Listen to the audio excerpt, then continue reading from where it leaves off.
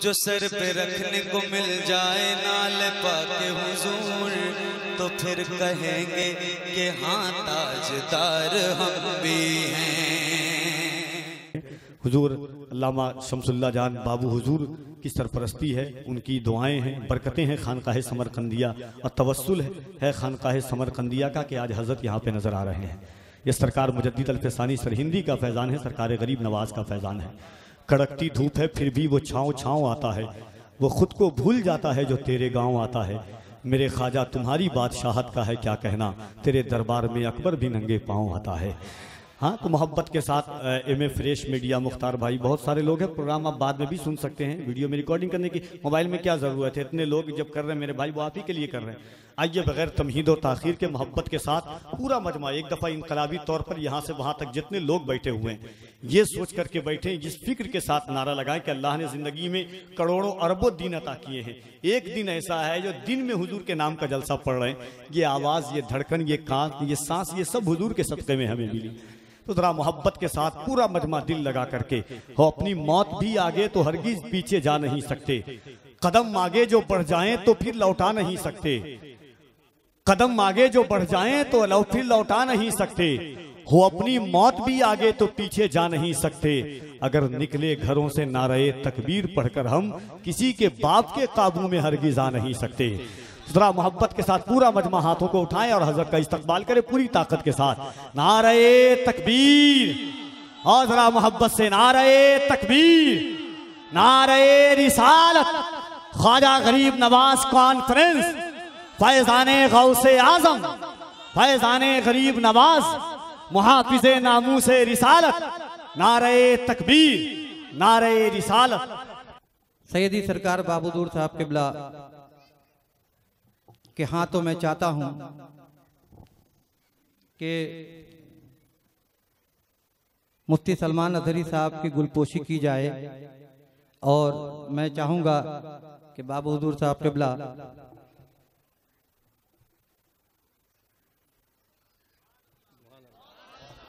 नारे तकबीर, नारे रिसालत।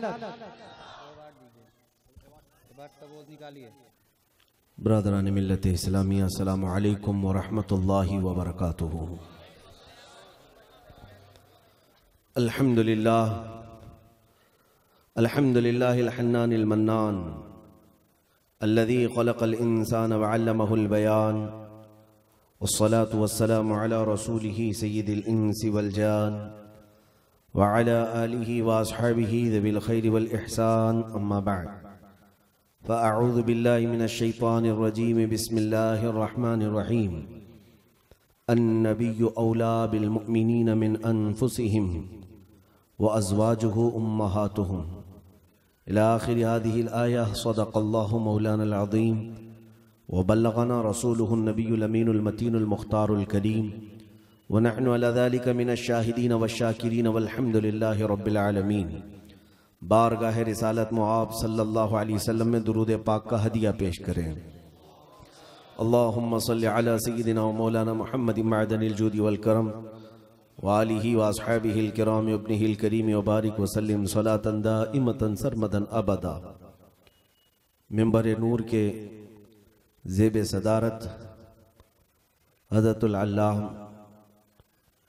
आले नबी औलाद अली सैयद शमसुल्लाह जान साहब क़िबला दामल्लाहु इक़बालुहु नव्वरल्लाहु वजहहु, असातीन मिल्लत, उलमा व मशाइख जो आज की इस मिंबर पाक की जीनत हैं, उनका मैं मशकूर व ममनून हूँ कि इज़्ज़तों से मुझे नवाजा, मेरी हैसियत से ज़्यादा मुझे अता किया। अल्लाह ताला आपके हुस्न ज़न के मुताबिक मुझे बनाए। अज़ीज़ान गिरामी वक़ार, शोराए इस्लाम बारगाह मुस्तफ़ा में खिराज अक़ीदत काफ़ी देर से पेश कर रहे थे। नक़ीब अहले सुन्नत मौलाना कफ़ील साहब जो कुछ भी बयान कर रहे थे, यकीनन ये सब का मजमुआ जाता है ताजदार मदीना के कदमों तक। हमारा ये मिंबर, हमारा ये जमा होना, हमारी ये महफिलें हमारी अपनी शान बढ़ाने के लिए नहीं है, बल्कि यहाँ पर हुजूर की बारगाह में गर्दनें लुटाने के लिए। और अगर वो जज्बा हासिल नहीं हो सका तो इस तरह के 100 जलसे भी बेकार हैं। नबी पाक सल्लल्लाहु ताला अलैहि वसल्लम के नाम पर फिदा होने का जज्बा हासिल न हो सका तो करोड़ों जलसों का भी कोई हासिल नहीं है। मैं आज कुर्बानियों की बात करता हूँ। यकीनन आपने बड़ी इज्जतों से मुझे देखा और बहुत अच्छा इस्तकबाल किया, सिर्फ इस बात पर कि नबी पाक सल्लल्लाहु ताला अलैहि वसल्लम की इज्जत पर बात आती है तो ये फकीर खड़ा होकर गुस्ताखान रसूल को जवाब देता है या उनको उनकी हैसियत और औकात बताने की कोशिश करता है। यही हमारी इमेज आपके सामने है। और जो इज्जत मुझे है वो इस बात पर नहीं है कि मैं किसी बड़े बाप का बेटा हूं या हुकूमत वक्त का कारिंदा हूं। जो भी इज्जत मेरे पास आज है वो सिर्फ इतनी है, ये नाज ये अंदाज हमारे नहीं होते, ये नाज ये अंदाज हमारे नहीं होते, झोली में अगर टुकड़े तुम्हारे नहीं होते, जब तक के मदीने से इशारे नहीं होते, रोशन मेरी किस्मत के सितारे नहीं होते। बस बात इतनी सी है। इज्जत जो कुछ भी है हमारे पास वो सिर्फ इतनी सी है, जब तक बिके न थे तो कोई पूछता न था। या रसूल अल्लाह तुमने खरीद कर हमें अनमोल कर दिया।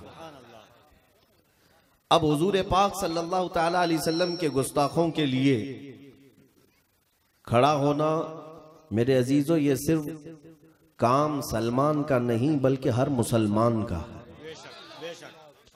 मुसलमान ही वो है जो नबी पाक सल्लल्लाहु ताला अलैहि वसल्लम से कमाल दर्जे की मोहब्बत रखता और उनकी शान में अदना तौहीन भी बर्दाश्त न करता हो। सारी दुनिया एक तरफ, मेरे नबी की इज्जत एक तरफ। इसीलिए इकबाल ने कहा आबरूए माँ जनामे मुस्तफास्त। इकबाल कहता है कि ऐ लोगों, हम सब की जो इज्जत है ये नामे मुस्तफा से है। अगर वो नाम सलामत है तो सबकी इज्जत सलामत है, और अगर उस नाम पर हमला हुआ तो तुम्हारी किसी की इज्जत बाकी नहीं, सबकी इज्जत जाने वाली है। अगर तुम ये समझते हो कि ये सारा काम सिर्फ उलमा का है या चंद मुबल्लिगीन का है या कोई स्टेज हिलाने वाले का काम है तो खाम ख्याली में हो। तुम अगर अपना वजूद और अपनी बका चाहते हो तो नबी की बात करो। अगर अपना मुस्तकबिल चाहते हो कि मेरी औलाद मेरी नस्ल दायरा इस्लाम में रहे तो आज नबी पाक की बात करो। आज से 100 साल पहले बरेली का इमाम पुकार पुकार कर कह रहा था आज ले उनकी पनाह, आज मदद मांग उनसे।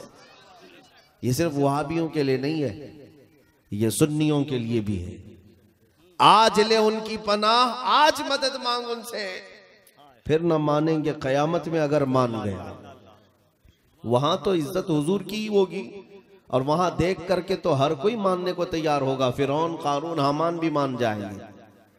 वक्त का अबू जहल, वक्त का अबू लहब भी मान जाएगा कि अल्लाह के रसूल की शान क्या है। लेकिन कमाल इसमें है कि ए मुसलमान, आज ले उनकी पनाह, आज मदद मांग उनसे। मैं जो बात अर्ज करने जा रहा हूं वो तवज्जो से सुने।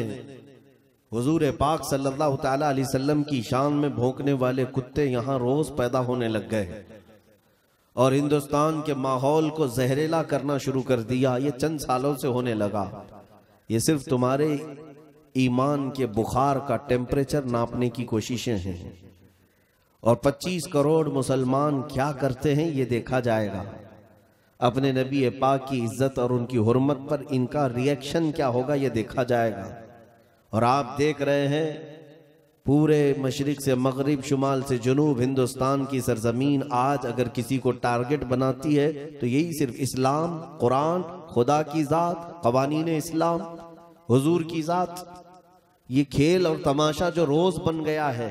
मियाँ मुसलमान आज के तो नहीं, हिंदुस्तान में हमारी तारीख यहाँ 1300 साल पुरानी है, 1400 साल पुरानी तारीख है हमारी भी। लेकिन ये आज इस कदर जहरीला माहौल क्यों बनता चला जा रहा है? इसकी वजह यही है उनके जो हम गुलाम थे खल्क के पेशवा रहे उनसे फिरे जहां फिरा, फिर आई कमी वकार में।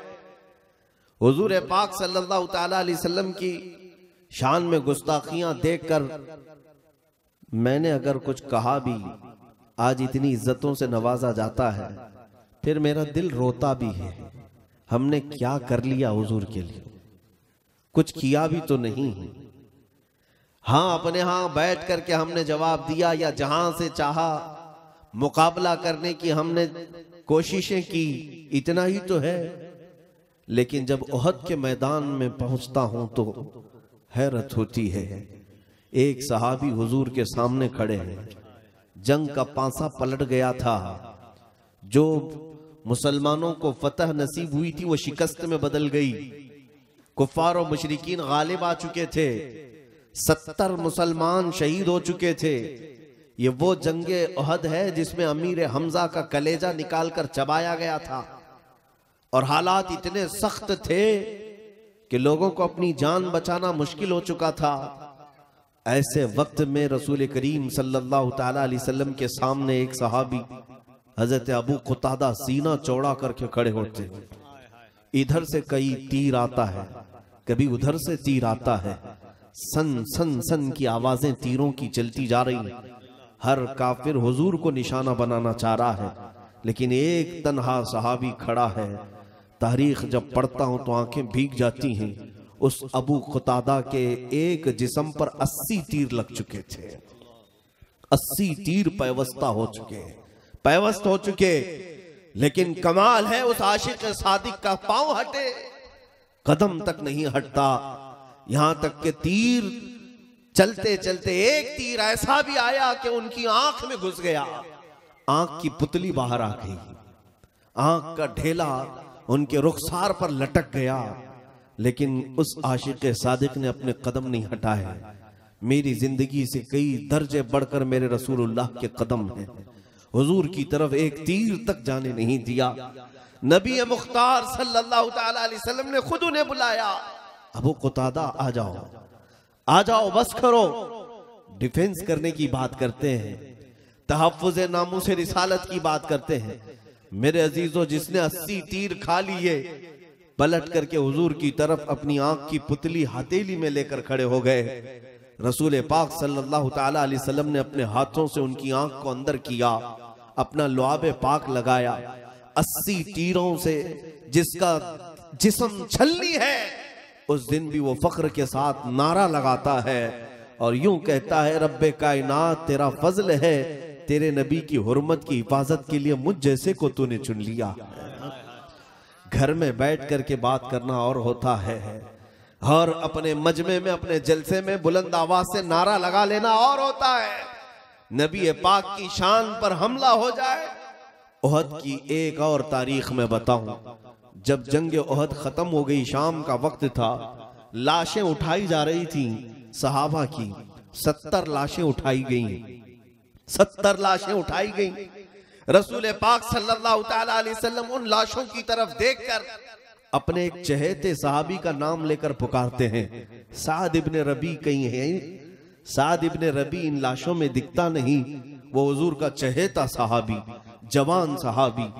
हुजूर 2 सहाबा को कहते, मैदान में ढूंढो, मेरा वो साद जिंदा है या इंतकाल कर गया, जाओ ढूंढ कर लाओ। 2 सहाबा मैदान में गश्त करते हैं, इधर से उधर देखा, तलाश किया, और अचानक बीच मैदान में पहुंचने के बाद देखा कि कई लाशों के नीचे वो दबे हुए हैं। पुकारा, जो सहाबी गए थे हजरत तलहा, साद इब्ने रबी तुम जिंदा हो या इंतकाल कर गए हो? साद इब्ने रबी की आवाज आने लगी, मैं जिंदा हूं, लेकिन मेरे ऊपर लाशें पड़ी हुई हैं। वो आए हुए 2 सहाबा ने उन लाशों को हटाया तो देख करके इनकी आंखें फटी रह गईं। साद इब्ने रबी इस हालत में जिंदा थे कि उनके जिस्म पर 12 नेज़े लग चुके हैं, वो पेट फट चुका था, पेट फट चुका था, और रूह बाकी थी, जिसका पेट फटकर अंतड़ियां बाहर आ रही हो और अभी रूह चल रही हो। वो 2 सहाबा आए साद को उठाने के लिए तो उठ नहीं सके। कहा, कैसे आना हुआ? आने वाले दोनों सहाबा ने कहा, साद तुझे अल्लाह के रसूल ने याद किया, मेरे आका तुझे पूछ रहे थे। साद इब्ने रबी इतना सुनते ही उसी मैदान में खून में लथपथ हालत में कहते हैं, ऐ मेरे दोस्तों, जाओ मेरे नबी को मेरा सलाम कह देना। शायद मैं हुजूर तक चलकर नहीं आ सकूंगा, मेरी सांसें इतनी बाकी नहीं है, मैं अनकरीब अब हमेशा के लिए चुप होने वाला हूं, जाओ मेरे रसूल को सलाम कह देना। लेकिन साथ में वो साद इब्ने रबी ने एक जुमला ऐसा कहा जो हमारी रूह को झिझोड़ देता है। हम जैसे जवानों की ताकत को बार बार ललकारता है उनका जुमला, ऐ दरभंगा के गयूर जवानों, अल्लाह ने तुम्हें ताकत और कुव्वत दी है, सेहत और तवानाई दी है। तुम ये समझते हो कि ये बाजू हमारे सिर्फ जिम करने के लिए, क्रिकेट खेलने के लिए और फुटबॉल वॉलीबॉल खेलने के लिए है। सुनो उस साद इब्ने रबी की जवानी को जिसका पेट फट चुका, और उनकी खैरियत मालूम करने के लिए जो दो सहाबा आए उनसे कहते हैं, ऐ मेरे दोस्तों, वापस जाना तो मेरी कौम को ये पैगाम दे देना, मेरी कौम को ये पैगाम दे देना, साद इब्ने रबी तो मर रहा है, लेकिन अगर तुम सबके सब जिंदा रहे और तुम्हारी जिंदगी में अगर कोई हुजूर तक हाथ भी बढ़ा दिया, कयामत के दिन साद उसे नहीं छोड़ेगा, कयामत के दिन उसका कोई उज़्र कबूल नहीं किया जाएगा। ये कहते हुए उनकी सांसें खत्म हो गई। एक रिवायत में मैंने ये भी पढ़ा, साद इब्ने रबी ने आने वाले दोनों सहाबा से कहा, जाओ मेरे आका से इतना कह देना, उज़्रन लक या रसूल अल्लाह, ऐ अल्लाह के नबी मुझे माफ कर दे, मैं आपकी हिफाजत का हक अदा नहीं किया। कौन कह रहा है? जिसके जिस्म पर 12 नेज़े लगे हों, सीना फट रहा हो, पेट फट कर अंतड़ियां बाहर आई, और वो कहता है कि मैंने रसूलुल्लाह की हिफाजत का हक अदा नहीं किया।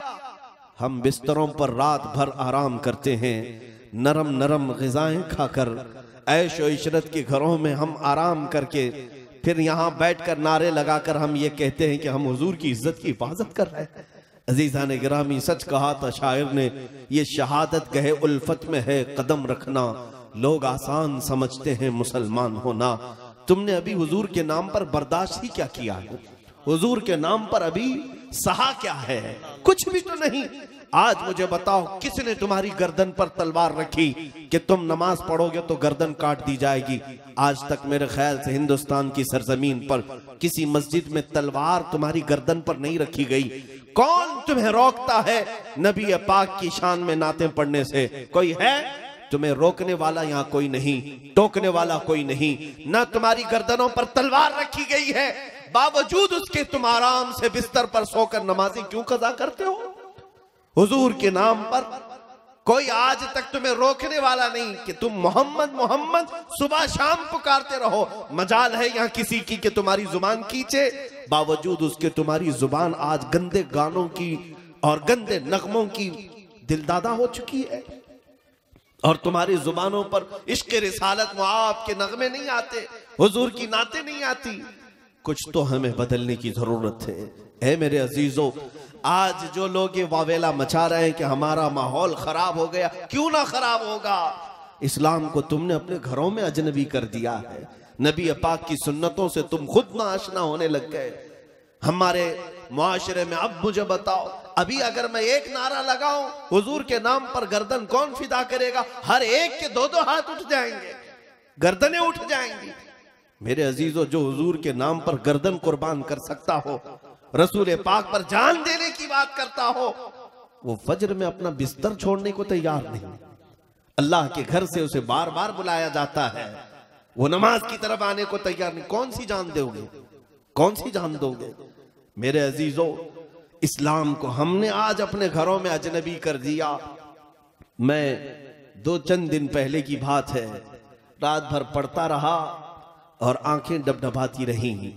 तारीख पढ़ने के बाद मैं नौजवानों को गुजारिश करूंगा, इंटरनेट तुम्हारे हाथ में है, मोबाइल तुम्हारे हाथ में है, सिर्फ गेम खेलने के लिए नहीं है, सिर्फ गंदी तस्वीरें सर्च करने के लिए या दिन भर फेसबुक व्हाट्सएप इंस्टा पे चैटिंग करने के लिए नहीं है। थोड़ा तारीख इस्लाम का मुताला भी कर लो, तुम्हारे जियाले तुम्हारे असलाफ के किरदार का मुताला भी कर लो। तुम किसके वारिस हो ये भी जरा पढ़ लिया करो, तुम किसके वारिसीन में शुमार किए जाते हो ये भी जरा मुताला कर लो। मुझे हैरत हुई जब पढ़ रहा था, ये वो इस्लाम है जो एक रेगिस्तान की सरजमीन से निकला, देखते देखते पूरी दुनिया में छा गया। वो मदीने के छप्पर के घरों से निकला था। खाने पीने की किल्लत ऐसी कि एक खजूर पर 4 सहाबा पूरा दिन गुजार लेते थे। जब खंदक खोदने की बात आती, पेट पर पत्थर बांधकर 2-2 दिन तक भूखे रह जाते। लेकिन उन फाका कशों को देखो तो जरा, पैरों में चप्पल नहीं, पहनने के लिए कपड़े पूरे नहीं, लिबास में पैबंद लगा है। मस्जिद में जब आते, मस्जिद नबवी में सजदा करके उठते थे, सबकी पेशानियां कंकरियों से चुभी हुई होती। वो नंगी जमीन पर सजदा करने वाले दीवान गाने इश्क मोहम्मद, लेकिन जब बात करते थे तो कैसर और किसरा को पलटने की बात करते थे। रोम के तख्त को पलट दिया, किसरा के गुरूर को, उसके घमंड को मट्टी में मिला दिया, खाक में मिला दिया। अरे जिस तरफ गए सैले रवां बहता चला गया। हम तारीख पढ़ रहे थे, आखिर क्या चीज थी उनके पास जो ये कहते थे दश्त तो दश्त है, दरिया भी न छोड़े हमने, बहरे जुल्मात में दौड़ा दिए घोड़े हमने। उन्हें ना कोई समंदर रोक पा रहा था, ना कोई आंधी रोक पा रही थी, ना कोई जंगल रोक पा रहा था, ना कोई दरिंदा रोक पा रहा था। आखिर कौन सी वो ताकत थी? उनकी सीमा क्या थी? उनकी सरहदें क्या थी? अल्लाह अल्लाह। आज 25-30 करोड़ मुसलमान परचम इस्लाम लहराने के लिए झिझक महसूस करते, डर महसूस करते, पता नहीं कौन आ जाएगा, कौन क्या कर लेगा। लेकिन तारीख का मुताला करता हूं तो फिर पता चलता है बड़े बड़े राजे महाराजे और घमंड और गुरूर के नशे में यहां चूर लोगों के दरमियान एक मर्द कलंदर गरीब नवाज आया, मोइनुद्दीन हसन चिश्ती आया। न उसने ताकत के गुरूर को देखा, न सामने वाले की हैसियत को मलहूज रखा, बल्कि वो अल्लाह उसके रसूल पर तवक्कुल करते हुए अपने सजदों से इस सरजमीन को ऐसा लालाजार बनाया कि जिस जगह देखो उस गरीब नवाज के नाम की आज भी धूम है। आखिर कौन सी ताकत थी? वो जहां जाते रहे। इकबाल इसीलिए तो कहता है कुछ बात तो है कि मिटती नहीं हस्ती हमारी, सदियों रहा है दुश्मन दौरे जमा हमारा, रुकता न था किसी से सैले रवा हमारा, हर जगह फतह के झंडे तुमने गाड़े, ईरान को घुटने टेकने पर मजबूर किया, स्पेन में इल्म की शमे ऐसी रोशन की कि यूरोप के बड़े बड़े बादशाह अपने बेटों को उलमा इस्लाम के पास पढ़ाने के लिए फख्र करते हैं। ये तारीख थी हमारी, ये तारीख थी। लोगों को हमने खाने का सलीका दिया, पहनने का तरीका बताया। अफ्रीका के जंगलों में रहने वाले वहशी लोगों को मुस्तफा करीम की इज्जत से सरशार किया, मोहब्बत से सरशार किया। ये तारीख थी हमारी। हिंदुस्तान तिजारत करने के लिए अगर आया कोई सहाबी रसूल तो खुशबू मुस्तफा बसा कर चला गया। लेकिन मेरे अजीजों, आज तो करोड़ों की तादाद, इधर देखो तो टोपियों की, इधर देखो तो दाढ़ियों की एक जमात की जमात नजर आती है। लेकिन फिर मुझे वो हदीस याद आती है, मेरे आका ने फरमाया यूशकु अन तदाअ अलैकुमुल उमम कमा तदाअल अकिलतु इला कुसअतिहा। हुजूर फरमाते एक जमाना तुम पर ऐसा आएगा कि सारी कौमें तुम पर झपट पड़ेंगी जैसे भूखा बर्तन पे झपटता है। सहाबा ने पूछा था नहनु यौमइदिन मिन क़िल्लतिन या रसूल अल्लाह, या रसूल अल्लाह क्या उस जमाने में हमारी तादाद कम होगी? हुजूर फरमाते वलाकिन्नकुम कसीरून गुसाअन का गुसाइस सैल, नहीं तुम्हारी तादाद तो बहुत ज्यादा होगी लेकिन तुम्हारी हैसियत समंदर के झाग की तरह होगी, समंदर के झाग की तरह। इधर से हवाई झाग उड़ गया, उधर से हवाई झाग उड़ गया। यही तो आज हालत है। एक पार्टी इधर से हमें किक मारती है, उधर जाकर पनाह ले लिया, उधर से मारती इधर आके पनाह ले लिया। ये क्यों हालात है? इस पर मैं आता हूं मेरे अजीजों। मुझे इकबाल के वो तराने याद आते हैं जिसमें उसने कहा था टल न सकते थे जंग में अगर अड़ जाते थे, पांव शेरों के भी मैदान से उखड़ जाते थे, तुझसे सरकश हुआ कोई तो बिगड़ जाते थे। अरे तेग क्या चीज, हम तोप से भी लड़ जाते थे। आ गया ऐन लड़ाई में गर वक्त नमाज, किबला रूह हो के जमीन बोस हुई कौम हिजाज। एक ही सफ में खड़े हो गए महमूद और अयास, न कोई बंदा रहा न कोई बंदा नवाज। पूरी दुनिया को सलीका देने वाली ये कौम, पूरी दुनिया को ताकत देने वाली ये कौम, पूरी दुनिया को शमाए इल्म से रोशन करने वाली ये कौम, पूरी दुनिया को हुकूमत के आदाब सिखाने वाली ये कौम, पूरी दुनिया को लॉ और कानून देने वाली ये कौम, पूरी दुनिया को उठने बैठने चलने फिरने हत्ता के इस्तिंजा का सलीका देने वाली ये कौम। लेकिन इस कौम का आज हाल ये है कि आज लोगों के ठोकरों पर पड़ी हुई है। आज हमारी हैसियतों को बताने की जरूरत नहीं, मैं एहसास कमतरी में ले जाना नहीं चाहता, लेकिन ये हकीकत है, ये फैक्ट है, तुम्हें तस्लीम करना होगा। वो सैले रवा हमारे पास उससे भी बड़ा है, लेकिन अब हम सिमटते चले गए। हम तो एक मस्जिद का मीनार नहीं बचा पा रहे हैं, एक मिंबर नहीं बचा पा रहे हैं। अब हमारी दरगाहें खतरे में हैं। कभी मज़ारात की चादरें जला दी जाएं, कभी किसी आलिम की दाढ़ी पकड़कर मोड़ दिया जाए, उसे राम राम चिल्लाने पर मजबूर किया जाए, कभी किसी को सिर्फ गाय के गोश्त के नाम पर कत्ल कर दिया जाए। पूरा मजमा तो, पूरा हिंदुस्तान तो सिर्फ वीडियो वायरल करने में मसरूफ है, एक दूसरे को इधर उधर शेयर करने में मसरूफ है। बाकी हालात तो ये है मेरे अजीजों, सिंध की सरजमीन पर 4 औरतों के साथ गुंडों ने इस्मत दरी की थी, तो 19 साल का मोहम्मद बिन कासिम अरब से 10,000 का लश्कर लेकर हिंदुस्तान आ गया था। कौन है जो मेरी बहनों की तरफ आंख उठाकर देखा? और मोहम्मद बिन कासिम जब 19 साल की उम्र में हिंदुस्तान आया था, राजा दाबिर सिंह से उसने मुकाबला किया। किस बात पर? सिर्फ 4 औरतों की इज्जत के साथ उसके गुंडों ने खेला था। मोहम्मद बिन कासिम ने लड़ाई ऐसी की थी, न राजा का नामो निशान रहा, न गुंडों का नामो निशान रहा। पूरे तख्त और ताज का तन्हा मोहम्मद बिन कासिम मालिक बनकर रहा। वो तो फतह करने नहीं आया था, अपनी बहनों की चीख सुन करके आया था। यहाँ तुम्हारे पड़ोस से न जाने कितनी माएं चीख रही हैं, कितनी बहनें अपनी इज्जत को लुटती हुई शिकायतें करती हैं, किसी के कानों पे जूं तक नहीं रेंगती। अजीजा ने गिरामी, ये सारी इज्जतें बाद में हमारी माएं लुटती हैं, बेटियां लुटती हैं, मस्जिदें लुटती हैं, खानकाहें लुटती हैं, ये सब बाद में। इससे बढ़ करके तो ये है, शर्म से डूब मरने की बात। मुझे एक बात याद आती है, बरेली शरीफ हाजिर हुआ था, वहां के बुजुर्ग और खानकाहे रज़विया की आबरू मेरे साथ मुसाफे के दौरान उन्होंने मोहब्बत के साथ कहते कहते उनकी आंखों से आंसू मैंने देखे। कहा कि मौलाना आप बात तो कर रहे हैं, खिताब कर रहे हैं, हिंदुस्तान में मुसलमान है कहां? हिंदुस्तान में मुसलमान है कहां? मैंने कहा कि हुजूर बड़ा जुमला है, आप ऐसा क्यों फरमा रहे हैं? कहा कि जब हिंदुस्तान की सरजमीन पर से अल्लाह रब्बुल इज्जत को गालियां दी जाए, रसूलुल्लाह के मुतालिक जिना के इल्जामात लगाए जाएं, तो फिर मुसलमान है कहां? मुसलमान है कहां? आपको पता है, एक औरत की इज्जत पर हमला आवर हुआ था कोई गुंडा, तो अरब से ईमान वाले चले आए थे। गज़वे तबूक क्यों हुआ था? एक हुजूर के कासिद को एक बादशाह ने जुल्मन कत्ल किया था, तो पूरे मदीने के सहाबा निकल आए कि रसूलुल्लाह के कासिद के साथ कैसे बेहुरमती हुई। पूरी जंग हो गई तबूक की। गज़वे बनी मुस्तलक में हुआ क्या था? मक्का की एक औरत का बुर्का निकाल दिया था एक यहूदी ने, खुद रसूलुल्लाह चल पड़े सहाबा के साथ। अरे वहां नौजवानों की इज्जत पर बात आती तो पूरा मदीना निकल पड़ता, यहां खुद बजाते खुद रसूलुल्लाह की इज्जत की बात आई। लोग अपनी कुर्सियां संभालने में मसरूफ हैं, लोग अपने घर बार संभालने में मसरूफ हैं। मुझे इस बात का अंदेशा जरूर है कि मेरी इस गुफ्तगू का ये दज्जाली मीडिया क्या असर लेती है और हमारे मुखालिफ दुश्मनाने इस्लाम क्या असर लेते हैं। मुझे अच्छी तरह मालूम है कि यहाँ पर हमें ये कह दिया जाएगा कि भड़काऊ भाषण है, लोगों को भड़काता है, प्रोवोकिंग करता है, और लोग इससे इंप्रेस होकर मर्डर तक कर जाएंगे, फला कर जाएंगे। तुम 1000 मेरे मुतालिक कह लो, मुझे इसकी फिक्र नहीं।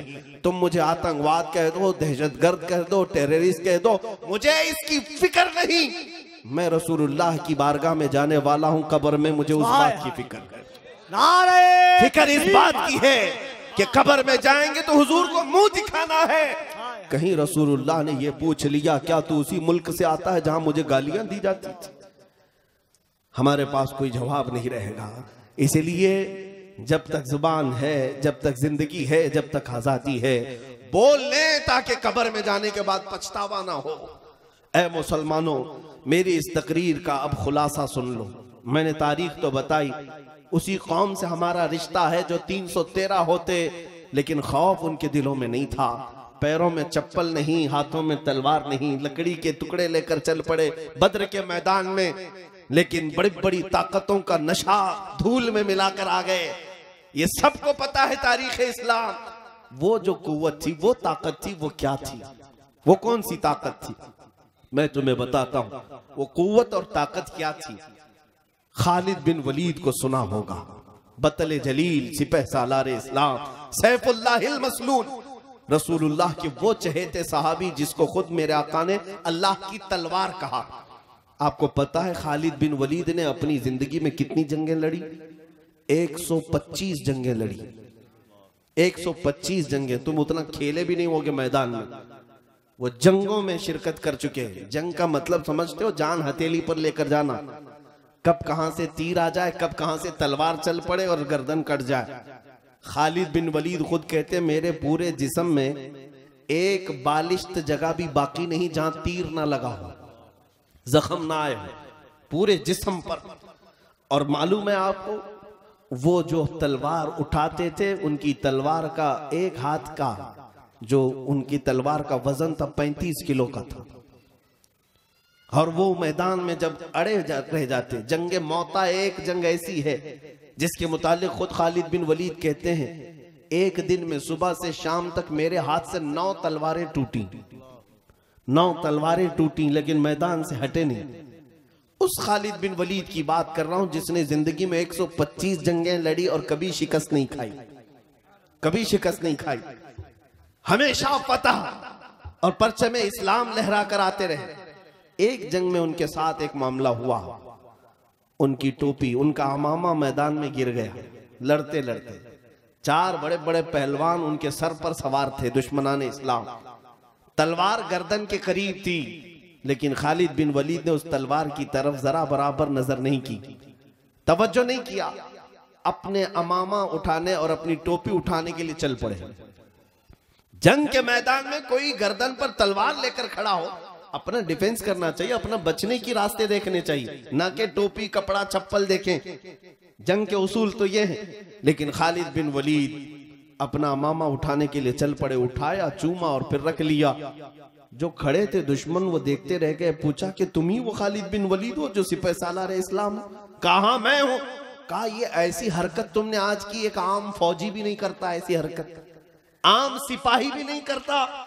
ऐन जंग के वक्त जब दुश्मन तुम्हारे सर पर खड़ा हो, तुम अपनी टोपी उठाने जा रहे हो, अपने अमामा उठाने जा रहे हो। खालिद बिन वलीद ने कहा नादानो, तुम समझते नहीं, ये मेरे लिए सिर्फ टोपी नहीं है, ये मेरा सिर्फ अमामा नहीं। तुम क्या समझते हो? तुम क्या समझते हो कि खालिद बिन वलीद ने बेवकूफी की? बात दर हकीकत ये है कि मैं इस अमामे को उठाने के लिए इसलिए चल पड़ा कि इस अमामे में मेरे रसूलुल्लाह के 3 मुँह मुबारक रखे हुए हैं। मेरा विजदान ये है, मेरा यकीन ये है। खालिद कहते हैं मैं अपनी ताकत और कुव्वत के बलबोते फतह नहीं करता, मुझे जो फतह मिलती है वो रसूलुल्लाह के मुँह मुबारक की बरकत से। नारे तकबीर, नारे रिसालत, अज़मते मुस्तफा, रिफाते मुस्तफा, नामूसे मुस्तफा। उनको नशा नहीं था अपनी कुव्वत का, अपनी ताकत का, कि मैं 35 किलो की तलवार उठाता हूं और सफों की सफे दरहम बरहम करता हूं। नहीं, खालिद बिन वलीद को यकीन था मुझे अगर कोई चीज फतह दिला सकती है तो वो निस्बत रसूलुल्लाह है। रसूलुल्लाह की निस्बत ही मुझे फतह से हम किनार कर सकती है। आज भी मैं आपसे यही कहना चाहता हूं, कभी अपनी तादाद की तरफ मत देखो। बिछड़े हुए हैं तो क्या हुआ, टूटे हुए हैं तो क्या हुआ, घर बार नहीं है तो क्या हुआ। इतनी बात तो है कि तुम्हारा सीना अब भी नबी के नाम पर धड़क तो रहा है, हुजूर के नाम पर मचल तो रहा है। अब जब भी मुअज्जिन पुकारता है अशहदु अन्ना मुहम्मदर रसूलुल्लाह, तुम अपने अंगूठे लबों से लगाकर आंखों से लगा लेते हो, चूम करके आंखों से लगाते हो। ये इस बात की अलामत है कि सब लुट गया है, लेकिन नामे मुस्तफा की कदर और कीमत अभी भी सीने में मौजूद है। अगर इतनी दौलत तुम्हारे पास है तो फिर ना उम्मीद होने की जरूरत नहीं, अब किसी और से खौफ खाने की जरूरत नहीं। ये जो हल्की हल्की शमा है, बस इसकी लौ को थोड़ा और बढ़ा दो, थोड़ा और बढ़ा दो, थोड़ा और बढ़ा दो। फिर मैं कहता हूं तुम्हें न मैदान में उतरने की जरूरत है, न किसी से जंग का जंग की नौबत आने की जरूरत है, ना मुकाबला करने की जरूरत है। बस तुम सिर्फ चहलकदमी करो इश्क़ मुस्तफ़ा के नाम पर, फिर देखना मुसल्ला वो बिछाएंगे, इमामत तुम किया करोगे, इमारत वो बनाएंगे, अजान तुम दिया करोगे। बात सिर्फ इतनी है, सीना हो तो मुस्तफा के इश्क में धड़कने लग जाए। मैं बात करता हूँ सुल्तानुल हिंद मोइनुद्दीन गरीब नवाज की। जब वो हिंदुस्तान आ रहे थे, ये वो वक्त था जब शहाबुद्दीन गौरी शिकस्त खाकर वापस जा रहा था। शहाबुद्दीन गौरी के पास 1.5 लाख की फौज थी, हाथी घोड़े साजो सामान सब थे, लेकिन यहाँ के राजे महाराजाओं से शिकस्त खाकर जा रहा था। जब गरीब नवाज आ रहे थे 8 फकीरों के साथ, और एक रिवायत में 40 फकीरों के साथ आ रहे थे। रास्ते में मुलाकात हो गई। बादशाह ने अपने कासिद भिजवाए और पूछा, देखने में तो दुर्वेश मुसलमान लगते हैं, किधर का सफर है, कहां जा रहे हैं, पूछाओ। कासिद आया, पूछा, बाबा कहां जा रहे हो? गरीब नवाज ने कहा, हिंदुस्तान फतह करने जा रहे हैं, हिंदुस्तान फतह करने जा रहे हैं। तो बादशाह को जब ये खबर मिली तो हंसने लगा, हमारी 1.5 लाख की फौज है, हाथी घोड़े साजो सामान है, और ये 8 फकीरों की जमात जा रही हिंदुस्तान फतह करने की बात कर रहे हैं। वो हंसने लगा। मोइनुद्दीन चिश्ती ने फरमाया, शिहाबुद्दीन तुम में और मोइनुद्दीन में फर्क ये है कि तू हाथी घोड़े साजो सामान के भरोसे पे गया था, मोइनुद्दीन सिर्फ अल्लाह उसके रसूल के भरोसे पर जा रहा है, और वो तवक्कुल आज भी नजर आता है। मोइनुद्दीन चिश्ती बगैर तलवार के आए, लेकिन आज घर घर में मोइनुद्दीन का परचम लहराता है। गरीब नवाज का फैला हुआ इस्लाम हर घर पर लहरा रहा है। मैं आज यहाँ बात यह करना चाहता हूँ कि इश्क़ मुस्तफ़ा में लबरेज सीना लेकर के वो गरीब नवाज आए थे। क्या नहीं किया गया उनके साथ, क्या नहीं किया गया? अरे ये जो कुछ हो रहा है ये कोई नया नहीं है। आपको ऐसा लगता है कि 2014 में हुकूमत बदल गई और इतना सब होने लगा? यह हर जमाने में होता रहा है। मॉब लिंचिंग तो मक्का वालों की भी आदत थी। बिलाल हबशी के साथ क्या करते थे, खुबैब इब्न अदी के साथ क्या करते थे, खब्बाब इब्न लारत के साथ क्या करते थे? मॉब लिंचिंग ही तो है। एक मुसलमान को निहत्था पकड़ना, मारना, और फिर हैबत तारी करना, दहशत तारी करना। 1400 साल पहले से तारीख आ रही है। तुम्हें घबराने की क्या जरूरत है, डरने की क्या जरूरत है? यह हर जमाने में अबू जहल होते रहेंगे, लेकिन अल्लाह की शान ये है, हर जमाने में यजीद के मुकाबले में कोई हुसैन जरूर आता रहेगा, गुलाम हुसैन जरूर पैदा होता रहेगा, परचम इस्लाम वो लहराएगा। मोइनुद्दीन हसन चिश्ती गरीब नवाज रज़ियल्लाहु तआला अन्हु जब तशरीफ लाए, एक मौके पर ऐसा भी हुआ कि आपकी बातों को सुन सुन करके लोग जौक दर जौक इस्लाम में आ रहे थे। राजा को ये बात खाने लग गई, पृथ्वीराज को। उसने सोचा कि इस फकीर का रास्ता रोकना है। कई हरबे अपनाए, कई हरबे, पुलिस भेजकर क्या क्या किया, लेकिन उसने देखा कि ये दुर्वेश है, फकीर है, तो हमारे भी धर्म का कोई पंडित ही इसका मुकाबला कर सकता है। तो उसके धर्म का एक बहुत बड़ा महंत था, पंडित था, उसका नाम तारीख में रामदेव बताया गया है। ये वाला नहीं, ये वाला कोई महंत भी नहीं, पंडित भी नहीं, गरीब नवाज के जमाने का रामदेव, वो दोनों आंख वाला था। उसको राजा ने बुला करके कहा कि इस फकीर का मुकाबला करना है। वो जादूगरी में भी माहिर था, बड़े से बड़े जादू की कलाएं जानता था। पहले उसने देखा और पूछा कि फला फकीर जो चंद दिनों पहले ऊंटों को बिठा दिया था वही? कहा वही है। तो उसने कहा ये मेरे बस का काम नहीं, मैं उसके साथ शास्त्रों से मुकाबला नहीं करूंगा। जब राजा ने बहुत ज्यादा जोर दिया तो रामदेव ने कहा ठीक है, मैं जादू के मंत्रों से उसका मुकाबला करूंगा, आप मुझे इजाजत दें। बादशाह ने कहा, राजा ने कहा ठीक है। कहा उसके साथ और भी पुजारी, तकरीबन 250-300 पुजारी, और सबको उसने मंत्र सिखाए और कहा मैं जो बोलूं वो बोलते जाना, और जाएंगे हम मुकाबला करेंगे। इसलिए कि हमारे जो जादू के मंत्र ये पढ़ने के बाद उस फकीर का कोई काम हम पर असर नहीं करेगा। ये चल पड़े 300 लोगों का काफिला। सरकार गरीब नवाज उस वक्त अपने खीमे के बाहर मुसल्ला बिछाए बैठे थे, असर की नमाज पढ़ रहे थे। आपके खादिम ने खबर दी नमाज के फौरन बाद कि एक बड़ी जमात आ रही है पुजारियों की, और कुछ मंत्र पढ़ते हुए आ रहे हैं। सरकार गरीब नवाज ने हिसार खींचा अपने पास और अपने खादिम को भी बिठाया, कहा उनका कोई दावा असर नहीं करेगा। उसके बाद वो करीब से करीब आते गए, इतने दूर आ गए कि सीधे वो रामदेव गरीब नवाज के मुसल्ले के पास आया। जब हजरत सरकार गरीब नवाज सजदे में थे, सर उठाया, खादिम से कहा कि उनको पलट जाने के लिए कहो, लेकिन वो नशे में चूर थे। कहा कि हम इस दुर्वेश से, इस फकीर से बात करने आए हैं, खादिम से, गुलाम से नहीं। सरकार गरीब नवाज ने अपना चेहरा फेरा। उस वक्त आपकी आंखों में जलाल था। जैसे ही आपने उस महंत को देखा, उसका पूरा जिस्म कांपने लग गया, कपकपी तारी हो गई। ऐसी कपकपी तारी हुई कि वो गश खाकर गिर पड़ा और तड़पने लगा जमीन पर। हजरत सरकार गरीब नवाज ने पानी मंगवाया, उसके सीने पर छिड़काव किया। सीने पर छिड़कने के बाद हुआ ये कि वो उठा, अपने साथ आए हुए हर पुजारी को पत्थर से मारने लग गया। जितने आए थे सबको मारने लगा। किसी का सर फूटा, किसी की नाक फूटी, हर कोई जान बचाकर भागने लग गया। सब छोड़ कर भाग गए, राजा के पास चले गए और कहा जिसको तू हमारा सिपह सालार बनाकर भेजा था वही हमारी कुटाई कर रहा है, वही हमारी धुलाई कर रहा है। अब हुआ ये कि ये बेकाबू सरकश घोड़ा जिस तरह बिदक जाता है, इधर से उधर नाच रहा है। सरकार गरीब नवाज ने उसका हाथ पकड़ा और अपने करीब किया। अपने खादिम से कहा कि अब रामदेव का दिल बदल चुका है, दिल बदल चुका है।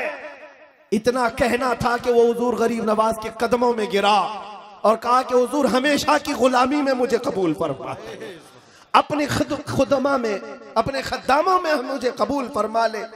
हजरत गरीब नवाज ने उठाया और कलमा तैयबा पढ़ाकर सीने से सीना लगाया और आज भी तारीख में शादी देव के नाम से मशहूर है, शादी देव के नाम से मशहूर है। एक दो नहीं, कई मुकाबले हुए। लेकिन मैं एक बात यहाँ इसलिए अर्ज करना चाहता हूँ कि वो तो बिना तलवार के आए थे, बिना हथियार के आए थे, लेकिन सीने में जो इश्क़ मुस्तफा का हथियार था, बड़ी सी बड़ी ताकत को सरनिगू कर दिया करता था, घुटने टेकने पर मजबूर कर दिया करता था। इसीलिए कहा इकबाल ने, कुव्वत इश्क से हर पस्त को बाला कर दे, कुव्वत इश्क से हर पस्त को बाला कर दे, दहर में नामे मोहम्मद से उजाला कर दे, कि मोहम्मद से वफा तूने तो हम तेरे हैं, ये जहां चीज है क्या लौहो कलम तेरे हैं। ऐ नौजवानों, मेरा ये मैसेज है, अब दुनिया जिंदगी गुजारने के तौर तरीके बदलो। दुनिया तुम्हारी तरफ आस लगाई देख रही है। कहाँ है वो मोहम्मद अरबी के गुलाम, कहाँ है वो जो इज्जतों की हिफाजत करते। बच्चियों के चेहरों से आज नकाब हटाए जा रहे हैं, हिजाब हटाए जा रहे हैं। क्या तुम तमाशा बीन बनकर के रह जाओगे? नहीं, बल्कि जुल्म के खिलाफ आवाज उठाने वाले का नाम गुलाम मुस्तफा हुआ करता है, गुलाम हुसैन हुआ करता है। करबला की दास्तान दोहराई जाए तो दोहराई जाएगी, हमारी गर्दनें जाती हैं तो जाएं, लेकिन किसी का खसारा नहीं होना है। इतनी बात याद रखे, हमारी गर्दनें कट जाती हैं हक की आवाज बुलंद होने पर। न मेरे घर में कोई यतीम होगा, न हमारी बीवियां बेवा होंगी, कुछ नहीं होना है। बल्कि तारीख बताती है इस्लाम जिंदा होता है हर करबला के बाद। अगर मिट भी गए, मौला तबारक व तआला हमेशा तुम्हारा नाम जिंदा रखता है, जिंदा जावेद बन जाओगे। इसलिए हक की आवाज उठाना, जुल्म के खिलाफ बोलना सीखो। घरों में मसलहत के पर्दों में छुपना अब छोड़ दिया करो। औरतों से भी बताओ कि अगर पैदा करना हो तो बच्चे टीपू सुल्तान की तरह पैदा करें,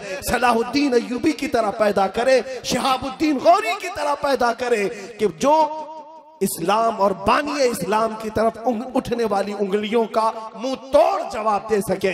मेरे अजीजों, अब तुम्हारा वक्त आ चुका है जिसको इकबाल ने कहा था, कुफ्र दम तोड़ देगा टूटी हुई शमशीर के साथ। तुम्हारे पास कुछ नहीं है, कुछ नहीं है, पता है। हर कोई यही कहेगा मौलाना बड़ी बड़ी बातें कर रहे हो आप, है क्या इनके पास?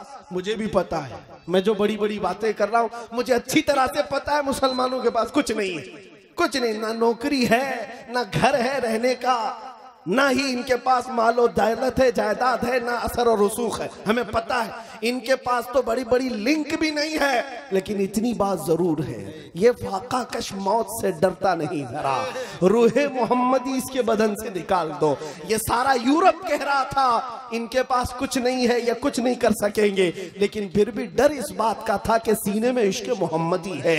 अगर ये बेदार हो गया, ये इश्क जवान हो गया, तो फिर हर ताकत को सोने पर मजबूर कर देगा।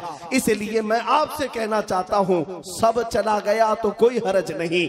अपने इश्क मुस्तफा के साथ किसी के साथ समझौता नहीं करना और किसी के साथ सौदेबाजी ना करना। हुजूर की बात आए तो घर एक तरफ, माँ एक तरफ, बाप एक तरफ, औलाद एक तरफ, लेकिन मेरे नबी पाक की इज्जत और हुर्मत अपनी जगह एक तरफ है। बात लोग ये कहते हैं कि हम हुजूर की इज्जत की बात करते हैं तो घरों में लोग आड़े आ जाते हैं, अड़ंगा डालते हैं। मेरे अजीजों, तुम्हें पता नहीं, कई सहाबा ऐसे हैं जिन्होंने अपने सगे माँ बहनों को, अपने माँ बाप रिश्तेदार सब छोड़कर हुजूर के कदमों में आ गए। तो मैं सुहैब रूमी की अगर बात बता दूं, 27 साल के जवान सहाबी हैं, हुजूर का कलमा पढ़ा तो माँ बाप दुश्मन हो गए, माँ बाप दुश्मन हो गए। इतने बड़े पैसे वाला बाप था कि मक्का की जगह जगह प्रॉपर्टियां इन्हीं की थी, सुहैब के बाप की। हजरत सुहैब जब देखते हैं हुजूर मदीने जा चुके, आए घर में और कहा मैं भी मदीने जा रहा हूं। बाप ने कहा अगर जाना है तो सारी दौलत तेरी खत्म कर दी जाएगी, एक पैसा भी नहीं दिया जाएगा। सुहैब रूमी ने कहा जो लिखवाना है लिख लो, सारी जायदादें लिख लो, जिसे चाहे दे दो, मैं मदीने जाऊंगा मेरे मुस्तफा के कदमों में। सुनो, बाप को गुस्सा आया, सारी दौलत लिखवा लिया, कहा कि निकल जा मेरे घर से। जब जाने लगा तो मां पीछे से पुकारती है, कहती है सुहैब तेरे जिस्म पर जो कपड़ा है ना वो हमारी कमाई का है, जो लिबास तू पहना है वो हमारी कमाई का है, ये भी उतार के दे। हजरत सुहैब घर वापस आए, अपना वो लिबास भी उतारा और टाट का कपड़ा जो गोनी होती है वो ओढ़ लिया, कांटे लगा लिए, इसी हालत में मदीने चल पड़े। उनका लिबास तक उतरवाया गया और चले। अभी मक्का की सरहद खत्म भी नहीं हुई थी, बाप बड़े पैसे वाला मक्का के गुंडों को पैसा दे करके भेजता है और कहता है कि मेरा बेटा मदीना जा रहा है, उसे बीच रास्ते में इतना मारो कि वो वापस घर आ जाए। गुंडों को पैसा देकर लगवाया। बीच रास्ते में गुंडे आए, सुहैब रूमी के साथ लड़ाई झगड़े शुरू हुए, घोंसे मारे गए, लात मारे गए, क्या क्या मारा गया। उनकी नाक फट गई, आंख अंदर गई, गाल सूज गए, जगह जगह से हड्डियों पर जख्म। उसके बाद उठते हैं और कहते हैं तुमने अपना काम कर लिया, तुम वापस जाओ, मैं फिर भी मदीने जा रहा हूं, मैं मदीने जा रहा हूं। टाट का लिबास, जगह जगह से जख्म, हड्डियों को तोड़ दिया गया। लेकिन इसी लंगड़ाते हुए माजूरी के आलम में 9 दिन का पैदल सफर करके वो मदीने आ रहे हैं। माँ बाप ने सब छीन लिया, रिश्तेदारों ने छीन लिया, लेकिन इधर जब आ रहे थे, रिवायत है कि मस्जिद नबवी से उस दिन शाम के वक्त मेरे आका बाहर निकलकर अपनी गर्दन ऊंची कर करके बार बार किसी का इंतजार कर रहे थे। साहबा ने पूछा हुजूर कोई आ रहा है? हुजूर ने कहा हाँ, मेरा एक दर्दमंद आशिक मेरी मोहब्बत में जख्म खाकर आ रहा। साहबा ने देखा वो कोई और नहीं, सुहैब आ रहे थे। जब वो करीब आए तो लंगड़ाते हुए आए, जगह जगह जख्म था, टाट का लिबास पहने हुए थे। जैसे ही करीब आए मेरे आका ने उनको सीने से सीना लगाया, अपनी चादर उठा करके उनको पहना दिया, चादर लपेट दिया। चादर जैसे ही लिपट गई, सुहैब के जुबान पर अब मुस्कुराते हुए ये जुमले आते हैं, कहते हैं मेरे दोस्तों, लोगों ने मुझे मारा तोड़ा, मेरे माँ बाप ने सब छीन लिया, नबी पाक ने चादर क्या पहनाई, सारे जख्म काफूर हो चुके, सारे दर्द खत्म हो गए, मुझे कोई दर्द भी याद नहीं, कोई जख्म भी याद नहीं। वो सुहैब जिंदगी भर उस चादर को साथ रखते रहे, यहां तक कि अपनी वफात के वक्त भी ये वसीयत कर करके गए कि अगर मैं मरूं तो मेरे कब्र में यही चादर कफन के तौर पर पहनाना, इसलिए कि ऐ लोगों, जब सगी माँ ने मेरे कपड़े उतरवाए थे उस वक्त अगर मुझे किसी ने कपड़ा दिया था तो वो ताजदार मदीना की जात थी। अजीजा ने गिरामी, उन सहाबा ने सब कुछ छोड़ा था हुजूर के नाम पर। अगर तुम्हारी जिंदगी में कभी ऐसा मौका आए तो ये मत देखना ये 4 दिन की दुनिया को राजी रख सकूंगा, मौलाना के साथ नहीं जाऊंगा, ये राजी रहेंगे, कभी नहीं हो सकेगा, ये कभी राजी नहीं होंगे। अगर ज्यादा से ज्यादा इनकी दोस्ती चलेगी तो तुम्हारी कब्र तक, कब्र में दफन करने के बाद घंटा भर भी तुम्हारी कब्र पर कोई बैठने वाला नहीं। ये करीबी दोस्त, करीबी भाई भी तुम्हारे कब्र की तख्तियां बंद करके निकल आता है, मुर्दा चीखता रहता है, ऐ मेरे दोस्तों थोड़ी देर और बैठ जाओ, थोड़ी देर और बैठ जाओ, लेकिन तुम उसे कब्र में दबा करके आते हो। जानते हो एक सुराख भी रोशनी का नहीं होता, हवा की कोई खिड़की नहीं होती। उस अंधेरी कब्र में अगर कोई आता है तो सिर्फ ताजदार मदीना की जात आती, कोई नहीं आता, कोई नहीं आता। जिनके लिए तुमने यहां दुनिया में किससे किससे दुश्मनियां मोल ली, यही वो जवान दोस्त तुम्हारा लाशा उठाकर कब्र में अंदर दफना कर चले आते हैं। लेकिन वहां भी अगर कोई आ रहा है वो मदीने का ताजदार आ रहा है। इसलिए जवानों, मुजद्दिद की बात सुनो, बरेली की आवाज सुनो। उस बरेली के इमाम ने कहा था आज ले उनकी पनाह, जब जाकर उनका सामना करना ये है, आज ले उनकी पनाह, आज मदद मांग उनसे, फिर न मानेंगे क़यामत में अगर मान गया। अल्लाह तबारक व तआला कहने सुनने से ज्यादा अमल की तौफीक अता फरमाए। दरभंगा के गयूर जवानों, गरीब नवाज से निस्बत रखने वाले सुन्नी मुसलमानों, इतनी मेरी बात याद रख लेना, गाने बजाने फिल्मी दुनिया से बाज आ जाओ। ये दुनिया तुम्हें कुछ नहीं देगी, न इज्जत देगी, न शोहरत देगी, न दौलत, न ताकत। तुम्हारी इज्जत, तुम्हारी कामयाबी, तुम्हारा सब कुछ रसूलुल्लाह के कदमों से वाबस्ता है। आ जाओ उस मकीने गुंबदे खजरा की छांव में, अगर बिलाल भी आता है तो रसूल पाक उसे खाने काबा की छत पर चढ़ा देते हैं। अगर वहां कहीं सलमान फारस से आते हैं, रसूलुल्लाह उन्हें अपने घर वाला बताकर इज्जत से नवाजते हैं। तुम अगर हिंदुस्तान से निकलकर मेरे मुस्तफा को हाजिर और नाजिर जानकर अपने आप को पेश कर दो, आका दहन में जुबान तुम्हारे लिए, बदन में है जान तुम्हारे लिए, हम आए यहाँ तुम्हारे लिए, उठे भी वहां तुम्हारे लिए, तो याद रखना जिसने अपने आप को हुजूर के हवाले कर दिया, फिर जवाब मदीने से आता है कि मेरे आशिक, तू मरेगा हिंदुस्तान में लेकिन तेरी रूह पहुंचेगी जन्नतुल बकी में, हुजूर के कदमों तक। हमने आला हजरत को सुना है, बरेली में इंतकाल हुआ लेकिन मदीने में रसूलुल्लाह ने इस्तकबाल किया। ये जिंदगी गुजारो कि मरने के बाद भी इज्जत हो और अल्लाह की बारगाह में सुरखरुई हो। मौला करीम इन आले रसूल औलाद अली के सदके हमें जिंदगी में खुराफात और लगविया से महफूज व मामून फरमा दे। ऐ करीम खुदा, जितनी जिंदगी हमारी बाकी है ये सारी सांसें हुजूर के नाम पर कुर्बान करने की तौफीक अता फरमा। मौला हम सबको वो ताकत हैदरी अता कर, कुव्वत हैदरी अता कर कि तेरे नबी के गुस्ताखों को फना फिन्नार करें और उन्हें कैफरे किरदार तक पहुंचाएं। ऐ मौला मुसलमानों की कोई भी इज्जत व वक़ार को वापस अता फरमा दे, इनकी आबरूओं को फिर से अता कर दे, इनके दिलों को मुत्तहिद कर दे, इन्हें फिर से जोड़ दे, एक परचम के तले इन्हें सबको जमा कर दे। ऐ रब्बे जुल जलाल, इनके दिलों को हुजूर की मोहब्बत में धड़कने वाली सांसें अता कर, इनके खून की नस नस में मौला हुजूर की मोहब्बत अता फरमा। व सल्लल्लाहु तआला अला खैर खल्क़िही मुहम्मद व आलिही व अस्हाबिही अजमईन व आखिरु दावाना अनिल हम्दुलिल्लाहि रब्बिल आलमीन। क़िबला हुजूर शम्सुल्लाह जान साहब क़िबला अदामल्लाहु इक़बालहू की बारगाह में मैं माइक पेश करता हूँ। हज़रत मुझे भी आपको भी अपनी सरपरस्ती, सदारत और नसीहतों से भरपूर नवाजेंगे इंशाअल्लाह।